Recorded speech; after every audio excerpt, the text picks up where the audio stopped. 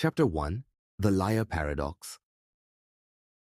कल्पना कीजिए, एक व्यक्ति आपकी आंखों में देखता है और कहता है, अब मैं अभी झूठ बोल रहा हूं। अब रुकिए, सोचिए, अगर वह झूठ बोल रहा है तो मतलब वह सच बोल रहा है। लेकिन अगर वह सच बोल रहा है तो वह तो झूठ बोल रहा है। ये कोई मजाक नहीं, ये है लायर पैराडॉक्स। एक ऐसा वाक्य जो भाषा और तर्क की नींव को हिला देता है। यह वाक्य इतना सरल है कि बच्चे भी समझ सकते हैं और इतना गहरा कि दार्शनिक भी उलझ जाते हैं। अंतहीन लूप। मान लीजिए एक बोर्ड पर लिखा है, यह वाक्य झूठा है। अब अगर वह वाक्य सही है तो उसमें जो लिखा है वो सच होना चाहिए, यानी वह वाक्य झूठा है। पर अगर वह झूठा है तो वह सच है। यह एक ऐसा लूप बन जाता है जिससे बाहर निकलना नामुमकिन हो जाता है। यह क्यों मायने रखता है? दैनिक जीवन में हम मानते हैं कि हर वाक्य या तो सत्य होता है या असत्य, कोई बीच का रास्ता नहीं। लेकिन लायर पैराडॉक्स हमें दिखाता है कि कुछ वाक्य उस सादे सिस्टम में फिट ही नहीं होते। वे हमारी भाषा, तर्क और सत्य की समझ को चुनौती देते हैं। दार्शनिकों और गणितज्ञों ने सदियों से इस पर मंथन किया है। कुछ कहते हैं कि ऐसे सेल्फ रेफरेंशियल वाक्य ही अस्तित्व में नहीं होने चाहिए। कुछ नए लॉजिक सिस्टम प्रस्तावित करते हैं जहां सत्य और असत्य के अलावा भी कुछ तीसरा हो सकता है। गहराई की परतें। ये पैराडॉक्स केवल लॉजिक का खेल नहीं है, ये हमारी सोचने की क्षमता की सीमा को उजागर करता है। अगर एक साधारण सा वाक्य हमारी सोच को भ्रमित कर सकता है, तो वो सभी बातें जिन पर हम आंख मूंद कर विश्वास करते हैं, क्या वे भी उतनी ही अस्थिर है? क्या सत्य वाकई में कोई स्थायी चीज है या बस हमारी भाषा और विश्वासों का एक भ्रम? निष्कर्ष, लायर पैराडॉक्स कोई हल करने वाली पहेली नहीं है। यह एक दरवाजा है उस अंधेरे कमरे का जहां तर्क और भाषा एक दूसरे से टकराते हैं, और शायद वहीं से हमारी जागरूकता की असली यात्रा शुरू होती है। Chapter 2 the crocodile paradox. कल्पना कीजिए, एक मगरमच्छ ने नदी किनारे से एक बच्चे को पकड़ लिया है। डरे हुए माता पिता गुहार लगाते हैं, कृपया हमारे बच्चे को वापस कर दो। मगर मगरमच्छ कोई आम शिकारी नहीं है, वह तर्कवादी लॉजिशियन है। वह कहता है, अगर तुम ठीक ठीक यह बता सको कि मैं तुम्हारे बच्चे को लौटाऊंगा या नहीं, तो मैं उसे लौटा दूंगा। अब माता पिता थोड़ा सोचते हैं और उत्तर देते हैं, तुम हमारे बच्चे को वापस नहीं लौटाओगे। अब रुकिए, सोचिए, मगरमच्छ क्या करे? दुविधा का जन्म। अगर मगरमच्छ बच्चे को वापस नहीं करता तो माता पिता की भविष्यवाणी सही निकलती है और नियम के अनुसार मगरमच्छ को बच्चा लौटाना चाहिए। लेकिन अगर वह बच्चे को लौटा देता है तो भविष्यवाणी गलत साबित होती है, जिसका अर्थ है मगरमच्छ को बच्चा नहीं लौटाना चाहिए था। यह एक पूर्ण विरोधाभास, कॉन्ट्रडिक्शन है। एक ऐसी स्थिति जिसमें जो भी किया जाए नियम टूटता है। यह क्या दर्शाता है? यह पैराडॉक्स केवल तर्क का खेल नहीं है, यह हमारी न्याय, वचन और विश्वास जैसी अवधारणाओं को गहराई से हिलाता है। कभी कभी जीवन में ऐसे नियम बनाए जाते हैं जो स्वयं से टकरा जाते हैं, जैसे अनुबंध, कॉन्ट्रैक्ट्स, जो किसी भी परिणाम को अमान्य कर सकते हैं, या वादे, प्रोमिसेस, जिनका कोई निष्पक्ष पालन संभव ही नहीं। परत दर परत इस पैराडॉक्स को सेल्फ रेफरेंशियल पैराडॉक्स भी कहते हैं। एक ऐसी परिस्थिति जहां उत्तर स्वयं अपने नियम को खारिज कर देता है। यह वैसा ही है जैसे कोई कहे, मैं अभी झूठ बोल रहा हूं। यह कोई नियम हो जो हर अपवाद को खुद में शामिल कर ले। ऐसी स्थितियां हमें याद दिलाती है कि हर सिस्टम, चाहे वो भाषा हो, तर्क हो या न्याय, पूर्ण नहीं है। निष्कर्ष, मगरमच्छ की यह शर्त एक गूढ़ संकेत है कि हर बात को तर्क और नियम से नहीं बांधा जा सकता। क्या आप ऐसे नियमों पर भरोसा करेंगे जो खुद को ही काटते हो, या फिर आप मानेंगे कि हर सत्य, हर न्याय संदर्भ और उद्देश्य पर आधारित होता है? कभी कभी सही या गलत का उत्तर इतना सरल नहीं होता, और शायद मगरमच्छ की नदी वही जगह है जहां हमारे विचारों की नाव डगमगाना शुरू करती है। Chapter 3, ship of Theseus. कल्पना कीजिए, एक प्राचीन जहाज जिसे हीरो थीसियस ने इस्तेमाल किया था, सालों तक संग्रहालय में रखा गया। लेकिन समय बीतने के साथ उसकी लकड़ी सड़ने लगी और एक एक करके उसकी सारी लकड़ियां बदल दी गई। पुराने हिस्सों को हटाकर नई लकड़ी से जहाज को वैसे ही बना दिया गया जैसा वो था। अब सवाल उठता है, क्या वह जहाज अभी भी वही थीसियस का जहाज है? और जटिलता तब बढ़ती है। मान लीजिए, जो पुरानी लकड़ियां निकाली गई थी, उन्हें एक अलग व्यक्ति ने उठाकर ठीक वैसा ही जहाज बना लिया। अब सोचिए, कौन सा जहाज असली थीसियस का जहाज है? वो जो लगातार मरम्मत के साथ खड़ा है, या वो जो पुराने टुकड़ों से फिर से बनाया गया है? अस्तित्व की उलझन। ये सवाल सिर्फ एक जहाज तक सीमित नहीं है। ये सवाल हमारी अपनी पहचान, आइडेंटिटी पर सीधा हमला करता है। हमारा शरीर, हमारी कोशिकाएं, हमारा मन हर कुछ सालों में बदलता रहता है। हमारे शरीर की लगभग हर कोशिका 7 साल में नवीनीकृत हो जाती है। हमारे विचार, भावनाएं, दृष्टिकोण सब बदलते रहते हैं। तो क्या हम वही इंसान हैं जो हम 5 या 10 साल पहले थे? दर्शन की दृष्टि से यह पैराडॉक्स ये बताता है कि पहचान एक स्थायी वस्तु नहीं, बल्कि एक प्रक्रिया, प्रोसेस है। हो सकता है जो चीज हमें हम बनाती है वह किसी एक टुकड़े से नहीं, बल्कि उस निरंतरता, उस यात्रा से बनती है। दार्शनिकों ने 2 दृष्टिकोण दिए। फिजिकल कॉन्टिन्यूटी, चीजें वही है जब तक उनकी संरचना बनी रहती है।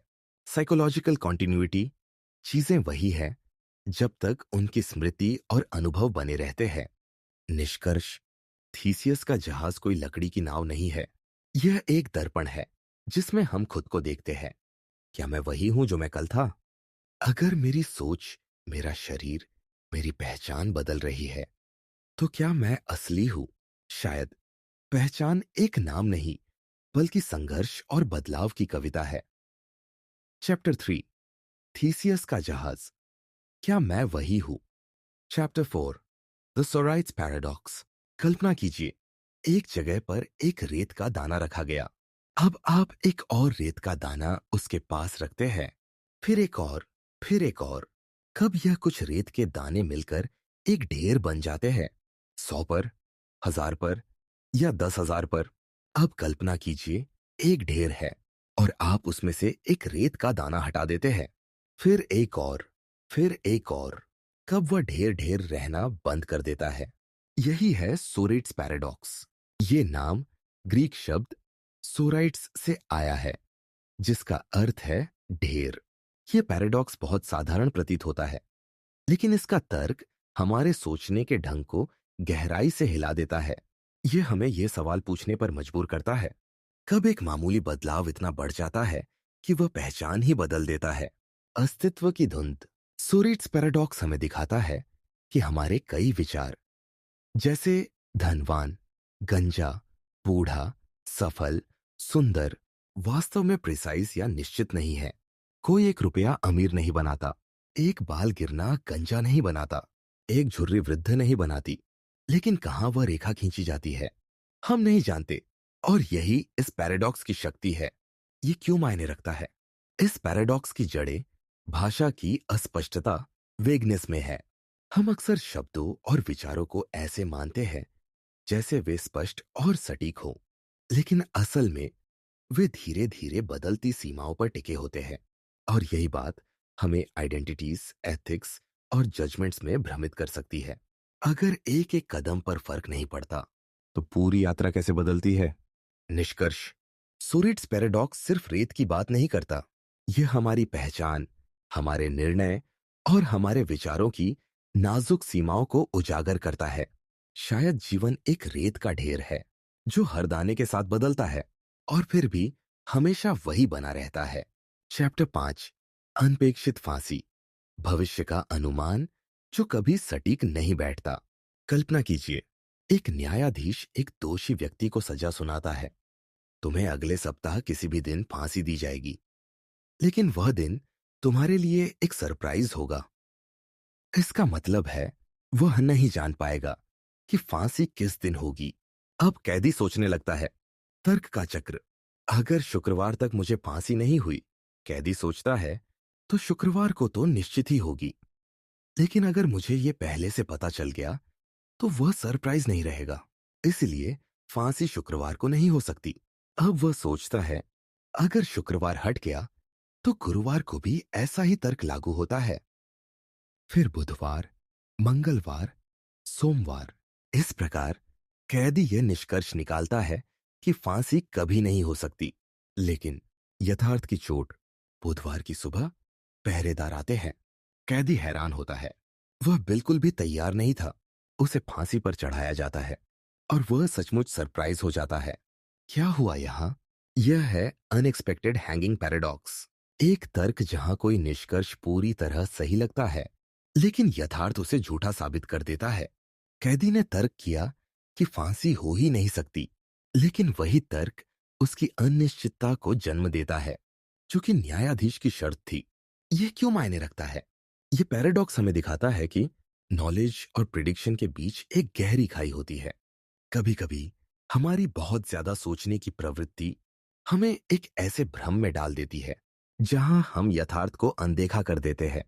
यह प्रश्न भी उठता है, क्या हम भविष्य को जान सकते हैं अगर वो सरप्राइज होना तय है? और अगर जान सकते हैं तो क्या वो सरप्राइज रहेगा? निष्कर्ष, अनएक्सपेक्टेड हैंगिंग पैराडॉक्स कोई केवल बौद्धिक खेल नहीं है। यह मनुष्य के अस्तित्व और मृत्यु के अनुभव से जुड़ा प्रश्न है। क्या हम वाकई जान सकते हैं कि आने वाला कल कैसा होगा, या वो हमेशा हमें उस सुबह की तरह पकड़ लेगा जब हम सबसे ज्यादा निश्चित होते हैं कि कुछ नहीं होगा? Chapter 6, grandfather paradox. कल्पना कीजिए, आप समय यात्रा कर सकते हैं और आप अतीत में चले जाते हैं, उस समय में जब आपके दादा, ग्रैंडफादर, जवान थे। अब सोचिए, आप वहां जाकर अपने दादा को मार देते हैं।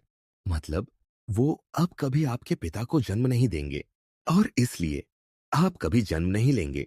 लेकिन रुकिए, अगर आप कभी पैदा ही नहीं हुए तो आप समय में लौटकर अपने दादा को कैसे मार सकते थे?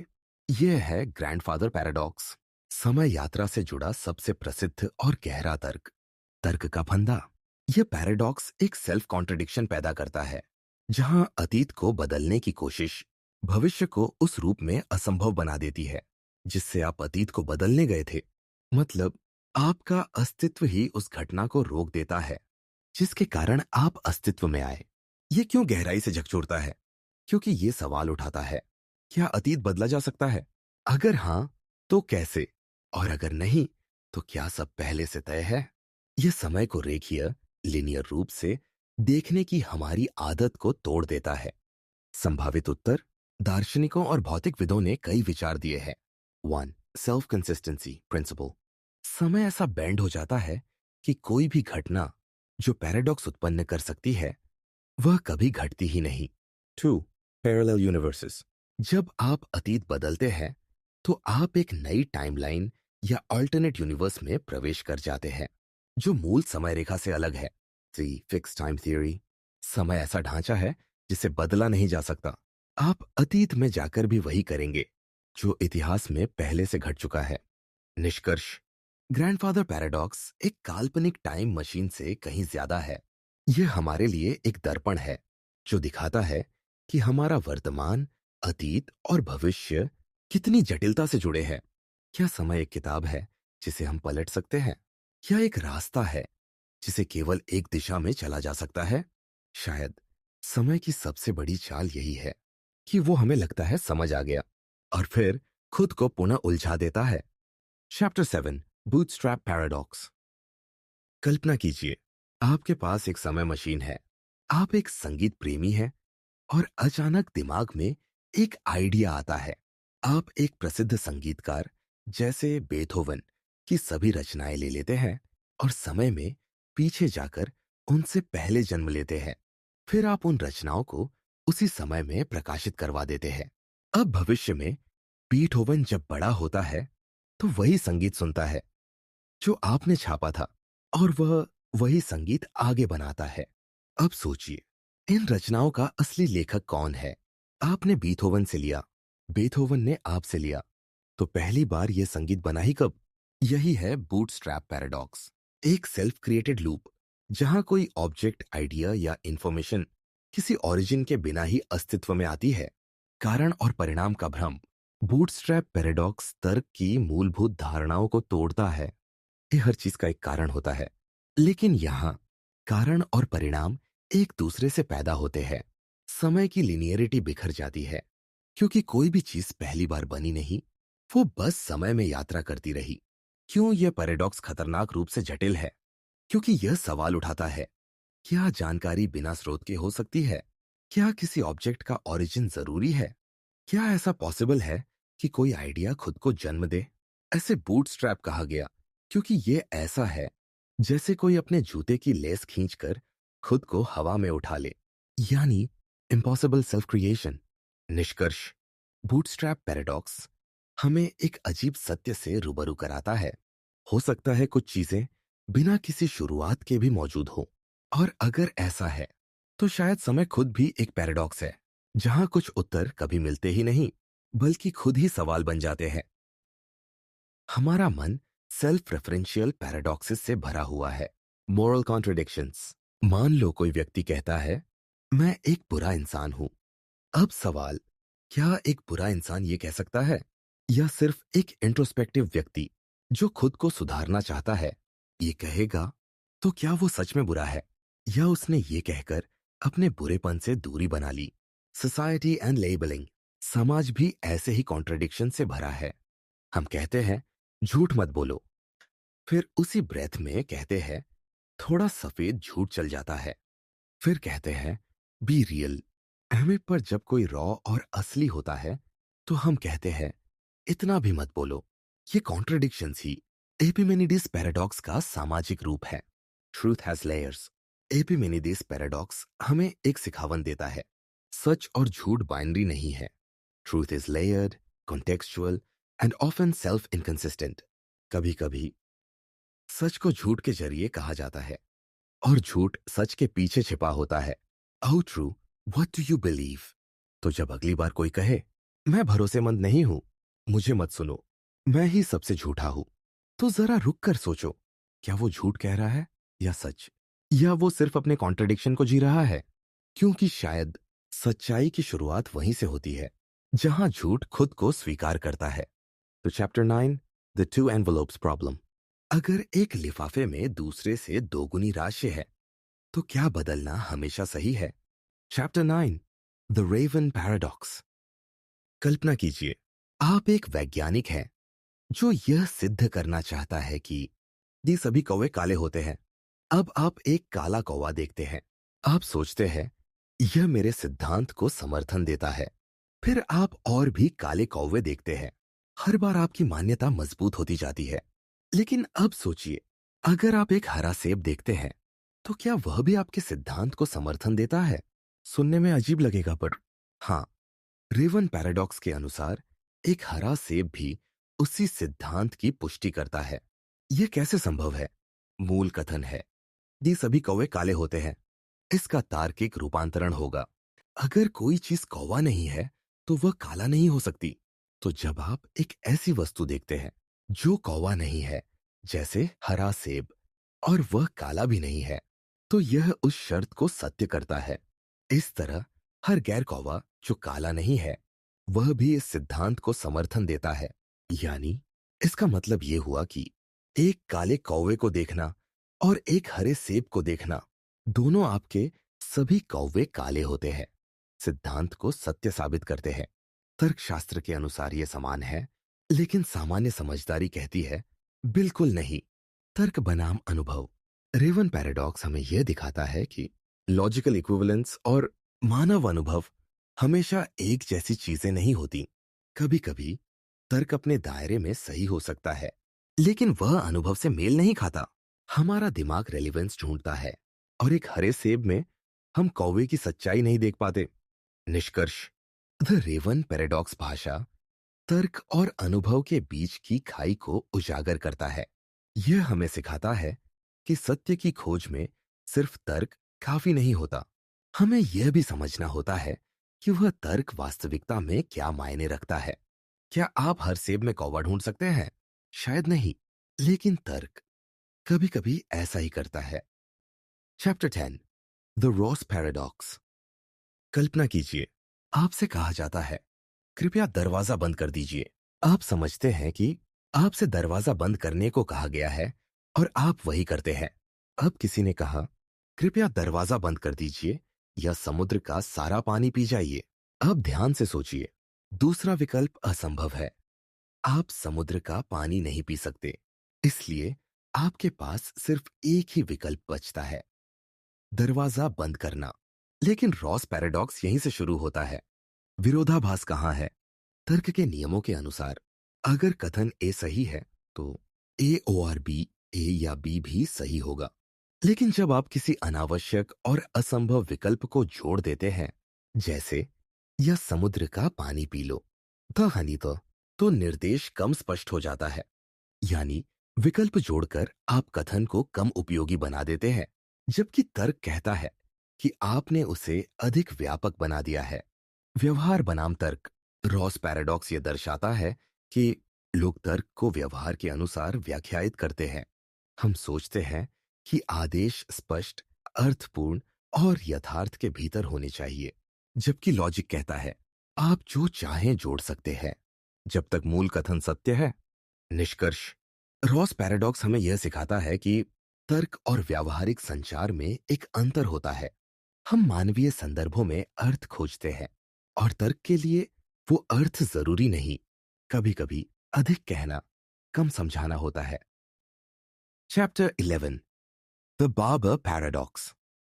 एक छोटे से गांव में एक नाई, बार्बर है। वह नियम से केवल उन्हीं लोगों की दाढ़ी बनाता है जो अपनी दाढ़ी खुद नहीं बनाते।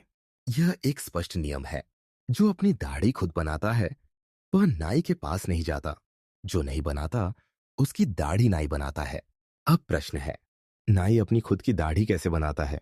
विरोधाभास की गांठ।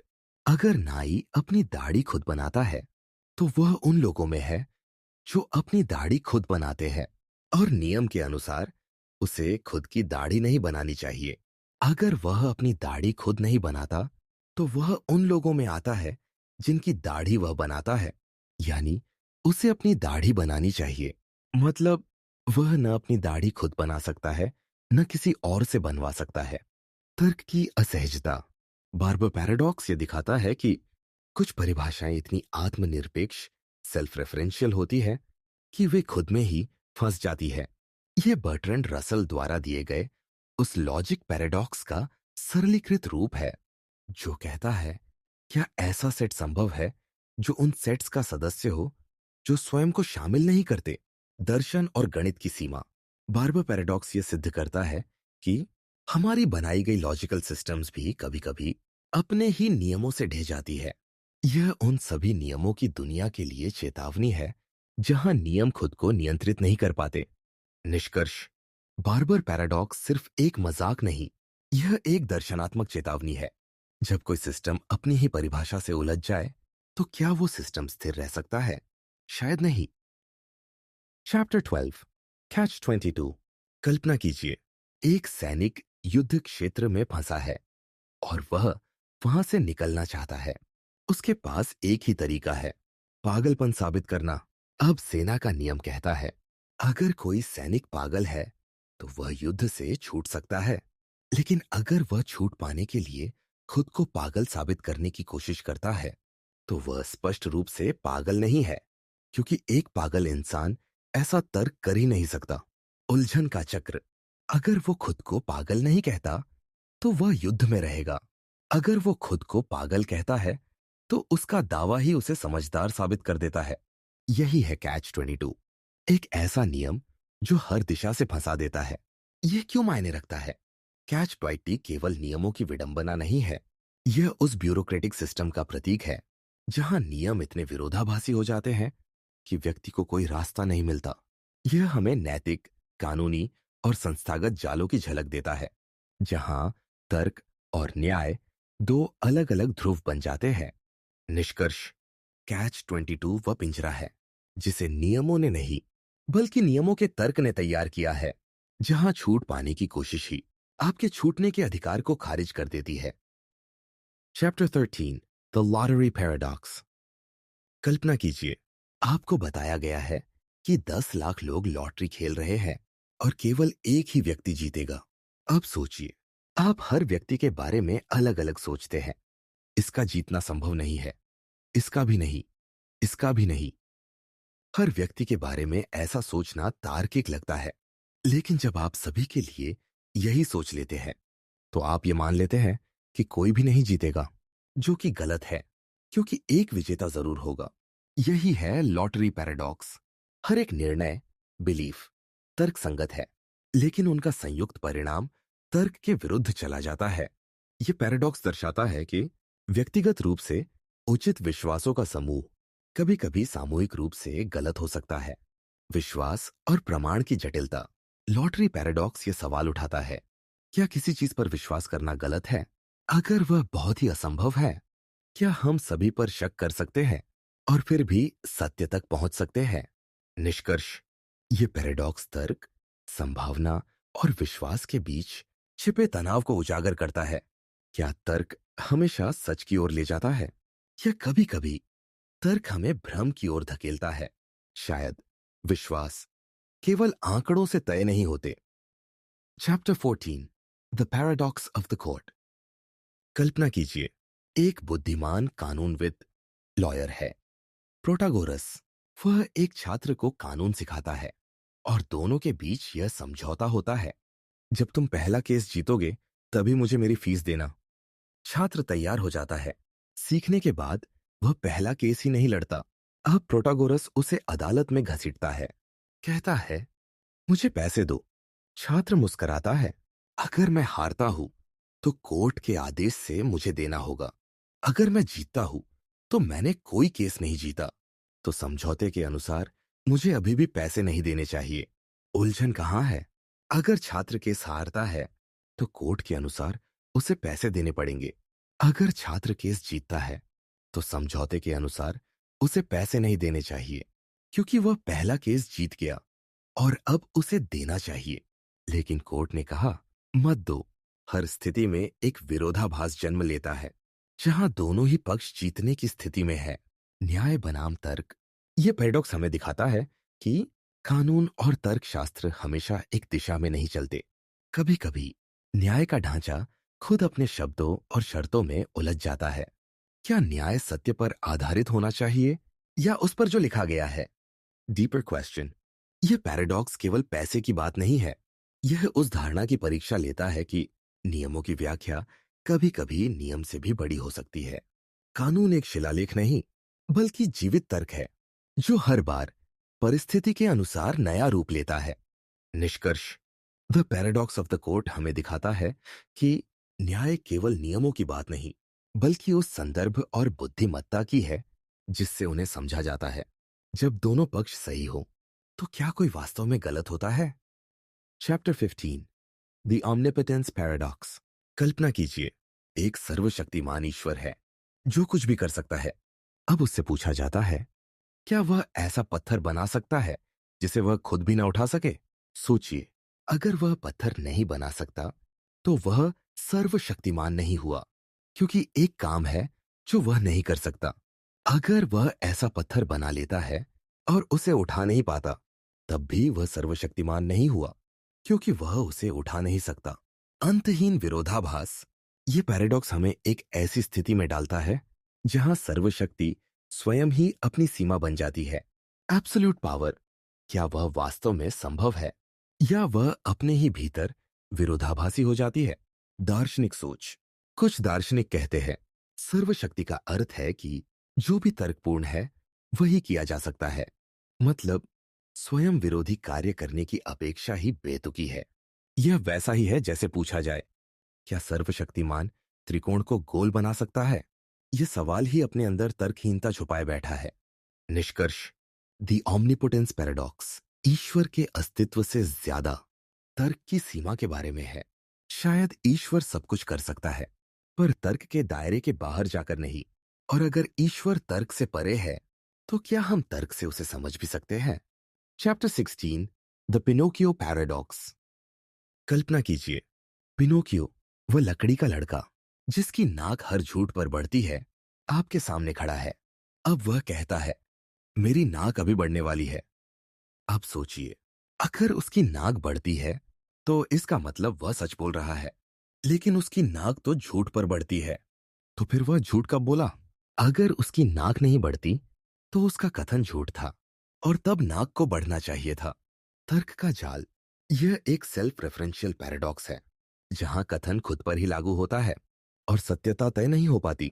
यह लायर पैराडॉक्स की तरह है, लेकिन एक भौतिक परिणाम, नाक बढ़ना के साथ सच्चाई और कार्य का संबंध।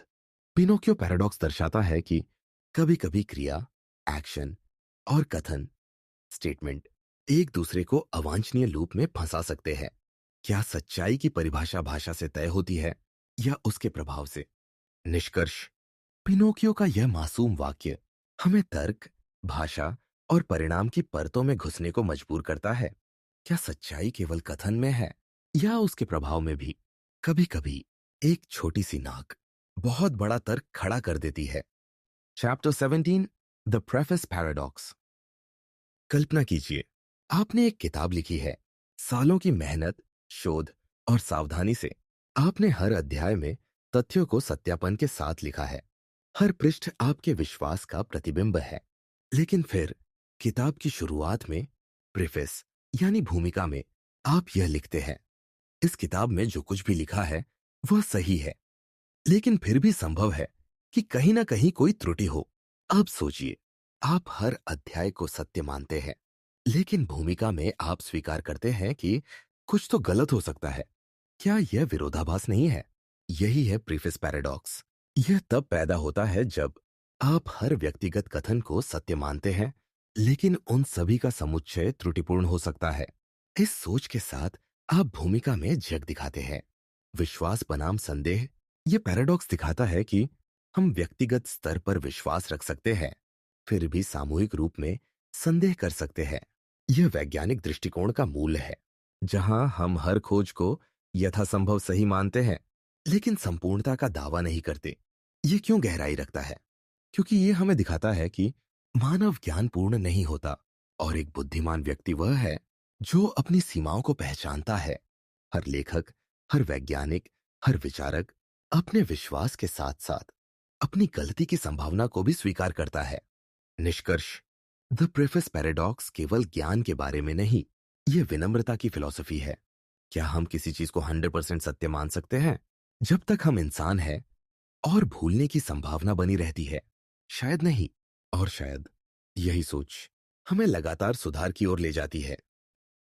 Chapter 18 the lottery of birth. कल्पना कीजिए, आप इस दुनिया में आ चुके हैं, लेकिन आपने न अपनी जन्मभूमि चुनी, न अपने माता पिता, न अपना धर्म, जाति, लिंग या सामाजिक स्तर। सब कुछ आपको पहले से ही मिला, जैसे किसी लॉटरी में नंबर खींच लिया गया हो। यह है द लॉटरी ऑफ बर्थ, एक गहरा और असहज विचार जो कहता है कि हमारा जीवन बहुत हद तक उस मौके पर टिका है जिस पर हमारा कोई नियंत्रण नहीं था। यह क्या सवाल उठाता है? क्या योग्यता जैसी चीज असल में होती है? अगर सफलता उस आधार पर है जिसे हमने चुना ही नहीं, तो क्या वो वाकई हमारी सफलता है? यह विचार सामाजिक न्याय, समानता और नैतिक जिम्मेदारी के ढांचे को गहराई से हिला देता है। दार्शनिक सोच, जॉन रॉल्स जैसे दार्शनिकों ने कहा है कि अगर आप नहीं जानते कि आप कहां जन्म लेंगे, तो आप ऐसा समाज बनाएंगे जो हर किसी के लिए न्याय संगत हो, क्योंकि कोई नहीं चाहेगा कि वो दुर्भाग्यपूर्ण लॉटरी जीतकर अत्याचार या अभाव में जन्म ले। निष्कर्ष, द लॉटरी ऑफ बर्थ केवल समाज शास्त्र नहीं, यह स्वयं की पहचान पर सवाल है। क्या तुम वही हो जो तुमने खुद बनाया है, या वही जो तुम्हें सौंपा गया? शायद सबसे बड़ी जागरूकता यह है कि हम किस्मत के उपहार से अधिक विनम्र और समझदार बने। Chapter 19 the paradox of choice.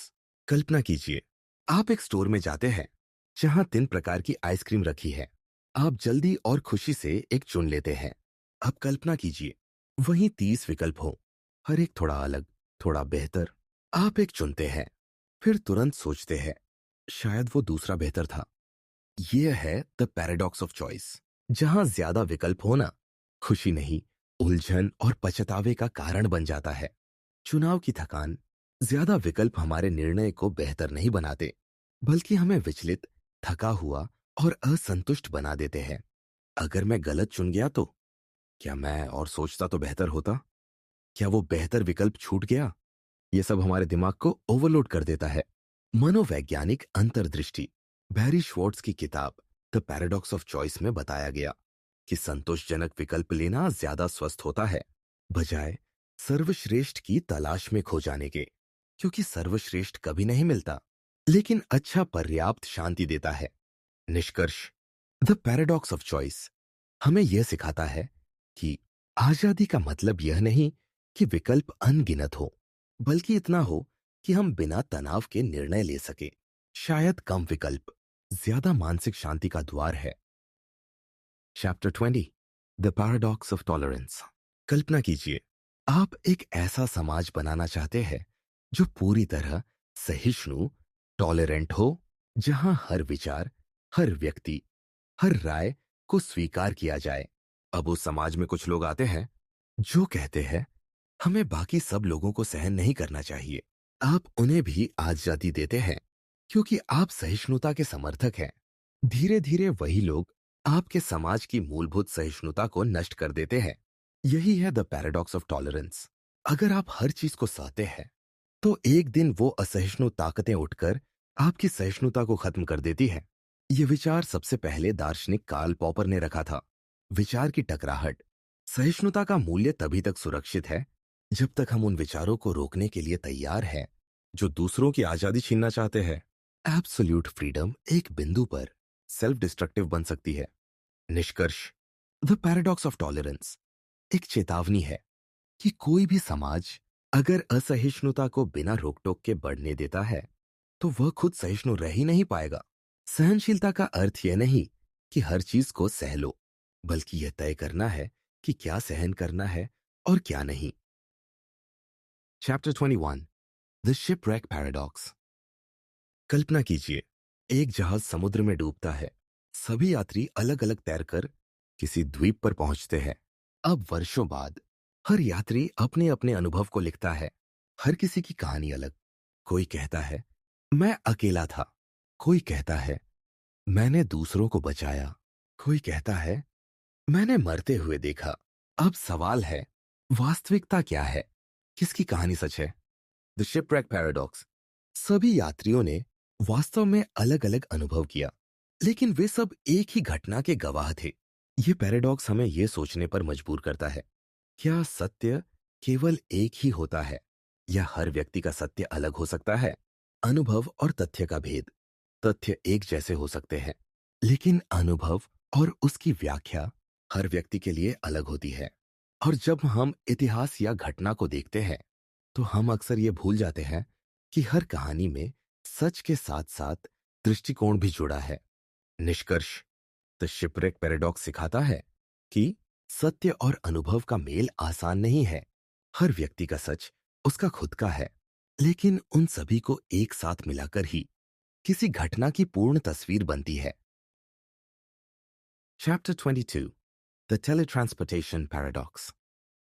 कल्पना कीजिए, भविष्य की दुनिया में आप एक टेलीपोर्टेशन मशीन के सामने खड़े हैं। यह मशीन आपको पल भर में किसी दूसरी जगह भेज सकती है, लेकिन यह ऐसा कैसे करती है? वह आपके शरीर की हर सेल, हर परमाणु को स्कैन करती है, फिर उन सभी की कॉपी बनाकर दूसरे स्थान पर आपको फिर से बनाती है। पुरानी बॉडी नष्ट कर दी जाती है और नई बॉडी में वही यादें, वही सोच, वही आप। अब सवाल है, वो आप जो नई जगह पर खड़ा है, क्या वो वाकई आप है या सिर्फ आपकी एक कॉपी? यह है टेली ट्रांसपोर्टेशन पैराडॉक्स। अगर किसी व्यक्ति को पूरी तरह कॉपी करके किसी और स्थान पर भेजा जाए, तो क्या वह वही इंसान रह जाता है या उसका मूल अस्तित्व समाप्त हो जाता है और नया व्यक्ति केवल उसकी नकल होता है? चेतना बनाम संरचना। यह पैराडॉक्स ये सवाल उठाता है, क्या मैं मेरी यादें हूं या मेरा भौतिक शरीर या मेरी चेतना, जो शायद किसी मशीन से कॉपी नहीं हो सकती? अगर आप हर अणु को कॉपी कर सकते हैं, तो क्या आत्मा कॉन्शियसनेस भी ट्रांसफर हो जाती है? निष्कर्ष, टेलीट्रांसपोर्टेशन पैराडॉक्स एक गहरी पहचान की चुनौती है। अगर मैं ही मिटा दिया गया और कोई दूसरा मेरी जगह बन गया, तो क्या मैंने सफर किया या मर गया? शायद यह सवाल सिर्फ विज्ञान का नहीं, बल्कि अस्तित्व का है। Chapter 23, the जीनोस पैराडॉक्सिस। कल्पना कीजिए, आप दौड़ रहे हैं और सामने एक कछुआ है जो आपसे थोड़ा आगे है। आप तेज है, लेकिन हर बार जब आप उस दूरी को पार करते हैं जहां कछुआ था, कछुआ थोड़ा और आगे बढ़ चुका होता है। अब सोचिए, हर बार आपको नई दूरी तय करनी है जो पहले से छोटी होती जाएगी, लेकिन दूरी कभी खत्म नहीं होती। यही है जीनोस पैराडॉक्स। दर्शन शास्त्री जीनो ऑफ इलिया ने यह तर्क दिया था कि हर गति भ्रम है, क्योंकि अगर आपको किसी लक्ष्य तक पहुंचने के लिए अनंत छोटे स्टेप लेने पड़े, तो आप कभी वहां पहुंच ही नहीं सकते। गणित और तर्क की लड़ाई। आधुनिक गणित कहता है अनंत श्रृंखला का योग एक सीमित संख्या हो सकता है, लेकिन जीनो कहता है तर्क के अनुसार हर स्टेप को पहले खत्म करना पड़ेगा, जिससे यात्रा कभी पूरी नहीं हो सकती। गति का भ्रम। अगर गति का हर अंश एक और छोटा अंश लेकर आता है, तो क्या हम वाकई कभी आगे बढ़ते हैं या सिर्फ अनंत में उलझते हैं? निष्कर्ष, जीनोस पैराडॉक्स एक सरल परंतु गहरा विचार है कि समय, गति और दूरी जैसे स्पष्ट लगने वाले विचार वास्तव में उतने स्पष्ट नहीं है। क्या हम आगे बढ़ते हैं या सिर्फ आगे बढ़ने का भ्रम पालते हैं? Chapter 24, the sleeping beauty problem. कल्पना कीजिए, आप एक प्रयोग का हिस्सा है। आपको सोमवार को बेहोश किया जाता है। अब एक सिक्का उछाला जाएगा। अगर हेड्स आता है, आपको एक बार सोमवार को ही जगाया जाएगा। अगर टेल्स आता है, आपको 2 बार जगाया जाएगा, सोमवार और मंगलवार को। लेकिन हर बार आपकी याद मिटा दी जाएगी, ताकि आपको न लगे कि आप पहले भी जाग चुके हैं। हर बार जब आप जागते हैं, आपको यही लगता है, आज कौन सा दिन है? क्या मैं पहली बार जागी हूं या दूसरी?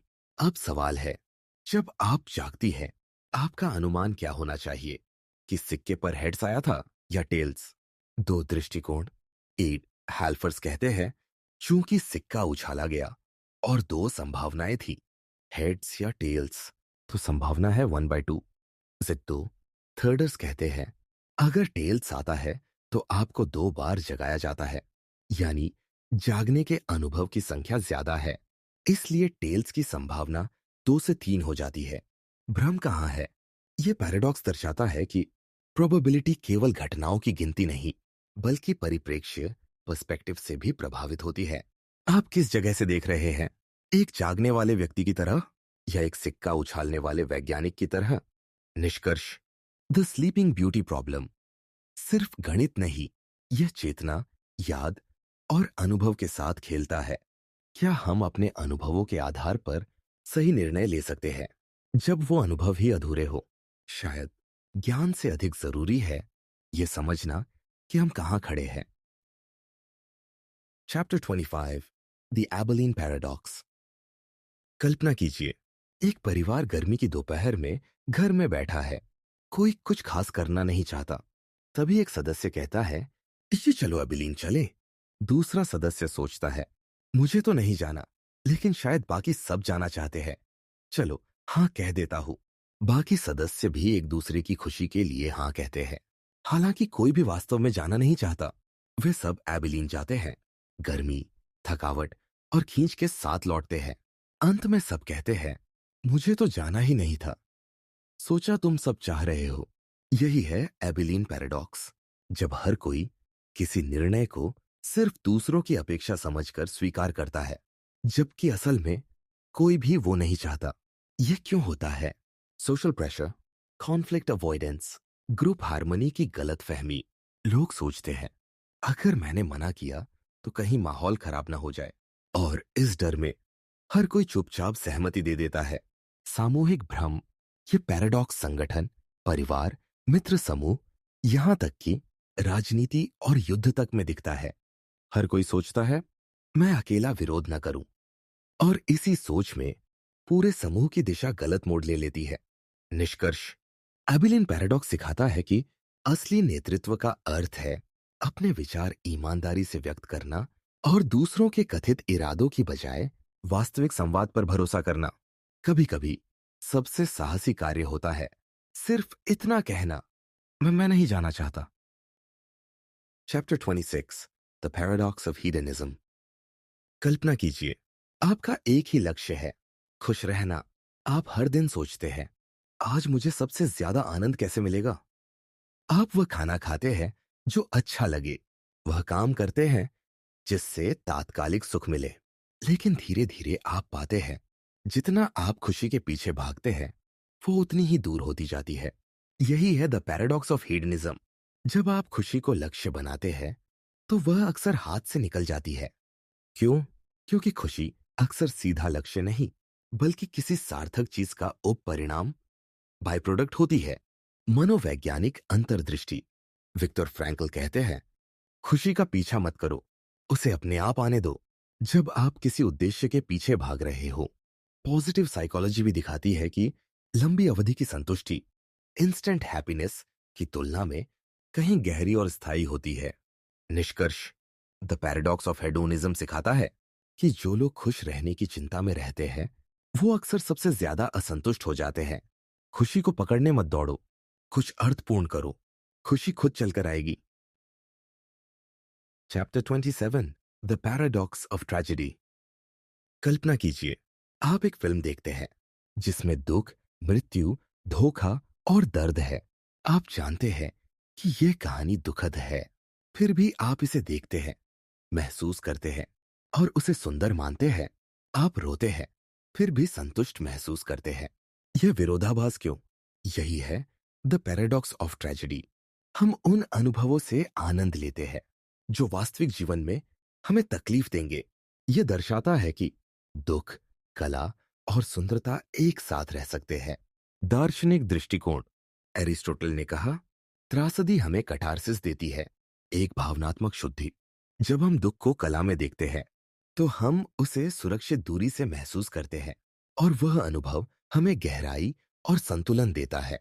निष्कर्ष, द पैराडॉक्स ऑफ ट्रेजेडी हमें यह समझने में मदद करता है कि इंसान सिर्फ सुख ही नहीं चाहता, वह अर्थपूर्ण भावना चाहता है। दुख भी अगर गहराई और सच्चाई से जुड़ा हो तो वह सुंदर हो सकता है। Chapter 28, the paradox of fiction. कल्पना कीजिए, आप एक उपन्यास पढ़ रहे हैं, उसमें एक काल्पनिक किरदार मर जाता है। आप रो पड़ते हैं, लेकिन आप जानते हैं वह किरदार असली नहीं था। फिर भी आपने उसकी मौत को वास्तविक दर्द की तरह महसूस किया। यही है द पैराडॉक्स ऑफ फिक्शन। हम कैसे काल्पनिक पात्रों के लिए वास्तविक भावनाएं महसूस कर सकते हैं जब हम जानते हैं कि वो असली नहीं है। भावनात्मक और बौद्धिक द्वंद्व। दिमाग कहता है ये असली नहीं है, दिल कहता है मुझे फर्क पड़ता है। ये ड्यूअल प्रोसेसिंग दर्शाता है कि हमारे भीतर वास्तविक और कल्पित की सीमाएं धुंधली है। कला की शक्ति। फिक्शनल कहानियां हमें अपनी खुद की भावनाओं से जुड़ने का मौका देती है।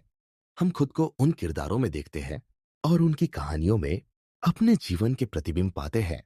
निष्कर्ष, द पैराडॉक्स ऑफ फिक्शन यह दर्शाता है कि कल्पना और भावनाएं अलग अलग नहीं बल्कि एक दूसरे को पोषित करती है। हम जानते हैं कि वो असली नहीं है, फिर भी वो हमें सच्चा बना जाती है। Chapter 29, the interesting number paradox. कल्पना कीजिए, आपका काम है संख्याओं को रोचक और गैर रोचक दो हिस्सों में बांटना। 1, 2, 3, 4। शुरू करते हैं। 1, सबसे पहली संख्या, रोचक। 2, पहली अभाज्य संख्या, रोचक। 3, ऑड और प्राइम, रोचक। 4, पहला परिपूर्ण वर्ग, रोचक। आप बढ़ते जाते हैं। अब कल्पना कीजिए, आपको एक संख्या मिलती है जो अभी तक कहीं भी रोचक नहीं लगी। आप सोचते हैं, आखिरकार मुझे एक गैर रोचक संख्या मिल गई। लेकिन रुकिए, विरोधाभास यहीं शुरू होता है। अगर वो पहली गैर रोचक संख्या है तो वो इसीलिए रोचक हो जाती है क्योंकि वो पहली है जो रोचक नहीं है। मतलब गैर रोचक होने के कारण वह रोचक हो जाती है। यही है इंटरेस्टिंग नंबर पैराडॉक्स। एक ऐसी स्थिति जहां गैर रोचक चीज भी रोचक बन जाती है, केवल इस कारण कि वह अलग है। यह हमें क्या सिखाता है? मानवीय सोच की पैटर्न एडिक्शन, हमारी प्रवृत्ति कि हम हर चीज में अर्थ ढूंढना चाहते हैं, और यह कि रोचकता खुद एक सब्जेक्टिव ट्रैप है। निष्कर्ष, द इंटरेस्टिंग नंबर पैराडॉक्स सिर्फ नंबरों की बात नहीं करता। यह दर्शाता है कि हमारा दिमाग असामान्यता को खुद ही मूल्य देता है। जब आप कुछ भी विशेष मानते हैं, तो वह अपने आप में विशेष बन जाता है। Chapter 30, the potato paradox. कल्पना कीजिए, आपके पास 100 किलो आलू है, जिनमें से 99% पानी है और सिर्फ 1% ठोस आलू। अब आप इन आलू को थोड़ी देर धूप में सुखाते हैं और पानी की मात्रा घटकर अनाट 8% हो जाती है। अब सवाल है, सुखाने के बाद आलू का वजन कितना बचा? आप सोचते हैं थोड़ा कम होगा। 98 किलो? नहीं, सिर्फ 50 किलो। हाँ, 50 किलो। कैसे? पहले कुल वजन, हाँ, 100 किलो, 1% ठोस हिस्सा और 1 किलो, बाकी 99 किलो शायद पानी। अब ठोस हिस्सा अब भी 1 किलो ही रहेगा, लेकिन अब ये 1 किलो 2% होना चाहिए, तो पूरा वजन होना चाहिए 1 किलो ओलट 2%, 100% अटोकर 50 किलो। यही है पोटैटो पैराडॉक्स, एक ऐसा गणितीय भ्रम जहां थोड़ी सी प्रतिशत में बदलाव पूरे सिस्टम को आश्चर्यजनक रूप से बदल देता है। निष्कर्ष, पोटैटो पैराडॉक्स सिखाता है कि संख्या की दुनिया हमारी समझ से तेज चलती है। छोटे बदलाव गहरे परिणाम ला सकते हैं। संभावना, प्रतिशत और अनुपात, ये कभी भी हमारे अनुमान से मेल नहीं खाते। Chapter 31, the Banach Tarski paradox. कल्पना कीजिए, आपके पास एक ठोस गेंद है, जैसे एक नारंगी। अब आप उसे 5 टुकड़ों में तोड़ते हैं, फिर उन टुकड़ों को सिर्फ घुमाते हैं, ना खींचते हैं, ना दबाते हैं, ना काटते हैं।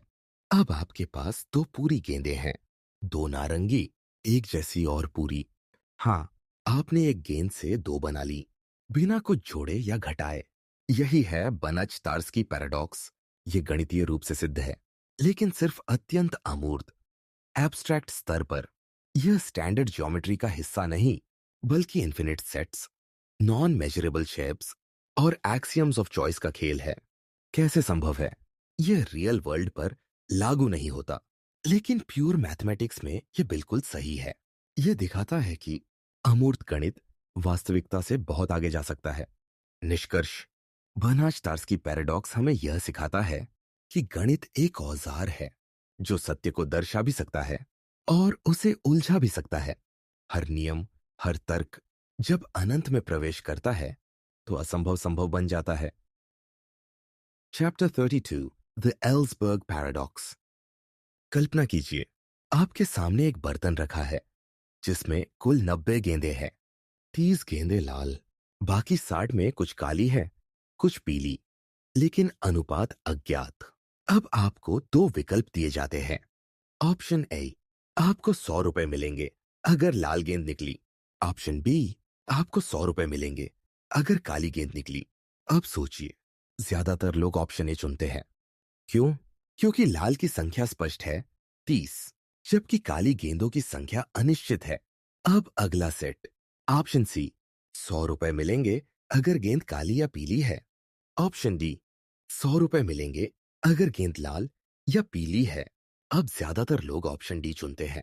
फिर से लाल का भरोसा, और पीली तो दोनों में है ही।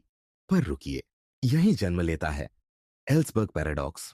पहले आप काली गेंद से बच रहे थे, ऑप्शन ए चुना, क्योंकि उसकी संख्या अस्पष्ट थी। अब आप वही काली और पीली का विकल्प, ऑप्शन सी, छोड़ देते हैं। हालांकि उसमें 2 रंगों का फायदा है। आपने निर्णय लिए, परंतु दोनों बार तर्क का आधार बदल दिया। यह क्यों खास है? एल्सबर्ग पैराडॉक्स ये दर्शाता है कि लोग जोखिम से नहीं डरते, बल्कि अनिश्चितता से डरते हैं। यह फर्क है। रिस्क, जिसके परिणाम ज्ञात है, एम्बिग्विटी, जिसके परिणाम अज्ञात है, व्यवहारिक अर्थशास्त्र का आधार। इस पैराडॉक्स ने ट्रेडिशनल इकोनॉमिक थ्योरी को चुनौती दी, जो मानती थी कि लोग रैशनल होते हैं। एल्सबर्ग ने दिखाया कि हमारी प्राथमिकताएं अक्सर तर्क से नहीं, बल्कि असमंजस से प्रभावित होती है। निष्कर्ष, एल्सबर्ग पैराडॉक्स बताता है कि मनुष्य सुरक्षित अज्ञात से भी डरता है, भले ही उसका संभावित लाभ ज्यादा हो। हम स्पष्टता से चिपके रहना चाहते हैं, भले ही वो असली फायदा न दे। शायद सबसे बड़ा डर है वो चीज जिसे हम माप नहीं सकते। Chapter 33, Simpson's paradox. कल्पना कीजिए, दो अस्पताल हैं, अस्पताल ए और अस्पताल बी।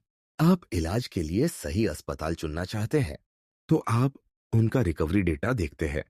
आप पाते हैं गंभीर मामलों में ए की सफलता दर बी से ज्यादा है, हल्के मामलों में भी ए बेहतर है। लेकिन जैसे ही आप सभी डेटा को मिलाकर देखते हैं, अचानक पता चलता है कि कुल मिलाकर बी का रिकॉर्ड बेहतर है।